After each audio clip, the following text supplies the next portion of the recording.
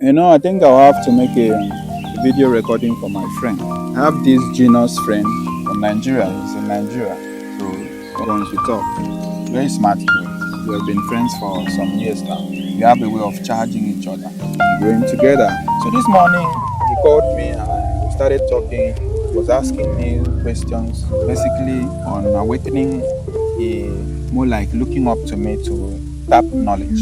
So he called me in the morning and then I picked, started talking, and he asked me some questions that I gave him answers. But those were some dangerous questions like, how do I manifest my desired reality? How do I reconnect to my higher vibration?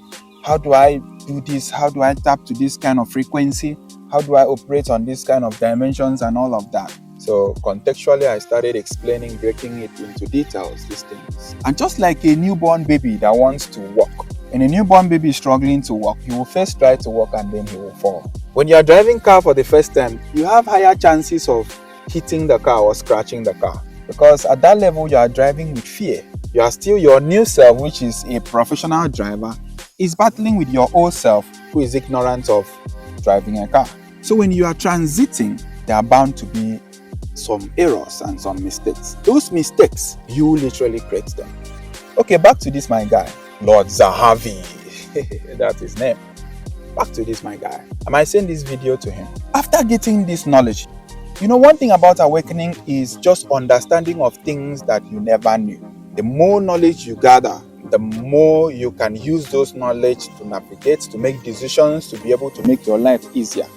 So awakening simply means acknowledging that you don't know these things and you need to learn these things and transit from this you to this other you, or this other version of you, where you take responsibility of your life and materialize and manifest your own desired reality, where your destiny is no longer in the hands of nobody but it is. Your destiny is solely in your hands. That is awakening. So after learning these things, we were on call for almost an hour, if I'm not mistaken. And then in less than how many hours? In less than 4 hours after the call, my guy went to rent a car, and the owner of the car was telling him, this car, I'm not even supposed to give you.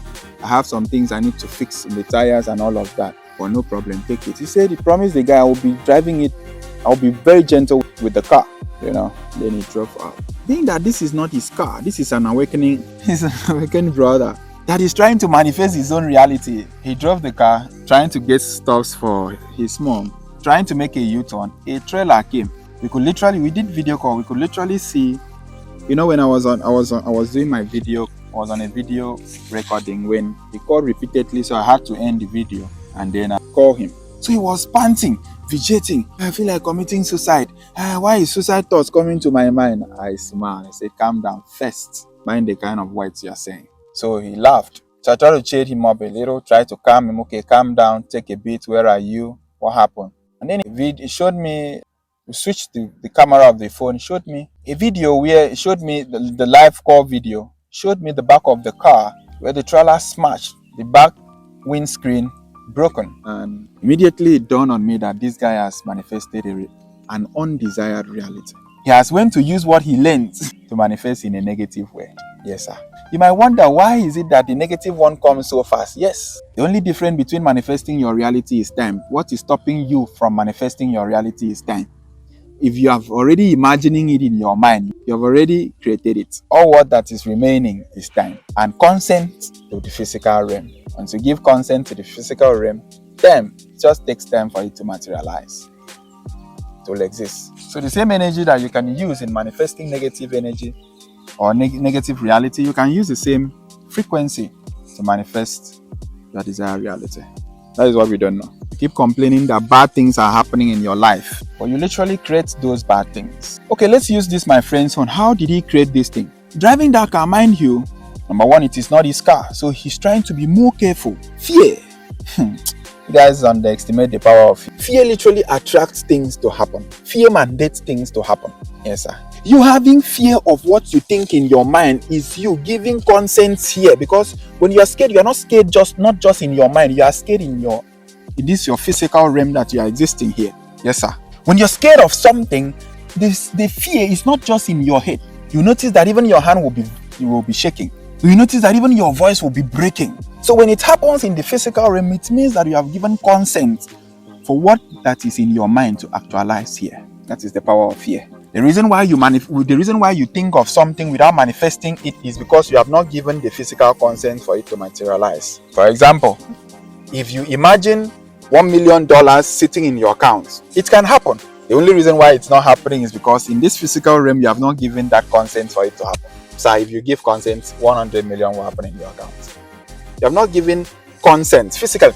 Giving consent physically simply means taking action physically, no matter how little, no matter how small. Experiment it here and see what you think in your head materialize. So when he was driving, he was scared. Making a U-turn that is supposed to make normal U-turn. This is U-turn. Look your left, look your right, and make a U-turn. He was patiently waiting at the U-turn, waiting for when the road will be completely clear before he could turn, so that nobody will scratch the car. So while waiting, a trailer came. As a result of that fear, boom, the back. And the trailer guy did not even say anything. Fear. This thing is even biblical. Job said in the Bible that the things that I feared most has befallen me. The things that I feared most. If you know how scared Job was, so scared that he went to make a sacrificial offer. He killed a sacrificial lamb to God for the sins that the children have not even committed yet. He said, in case they commit this sin in future, Father, please take this sacrifice and forgive them in advance so that nothing will happen to them. So literally, Job gave consent to everything that happened in his life. The power of fear. On my last video, I was teaching that attention can be likened to fear. There are some people that put too much attention on fear, and fear doesn't even exist. This is you dividing yourself into two and fighting yourself. Fear is simply you duplicating yourself, and both of you are combating. Because when you are scared, no one outside knows that you are scared. It's only you and you that knows that you are scared. Nobody knows. That's the pastor that is preaching on the altar today. To you, it's a very bold pastor. Inside, you don't know how scared he might be. He hasn't conquered the spirit of fear. When I say the spirit of fear, the mental source of fear. Mental and spirituality is one. So whenever I say spirituality, whenever I say spiritual, understand that I'm talking about the mind. I'm talking about fear. You see how fear made my friend manifested the reality that he created. I was sending this video to him. I don't want the video to be long so that I'll be able to send it on WhatsApp. Anyway, that is that for that. Ebrese Okwaiswa, the revolutionary thinker. Don't worry, I'll do the thinking for you. Don't worry, I got you covered. I'll do the thinking for you. All what I want from you is to pay attention. Pay me, but not with cash. I'm rich already. I don't need your money. Pay me with attention. I wish I have a generation to talk.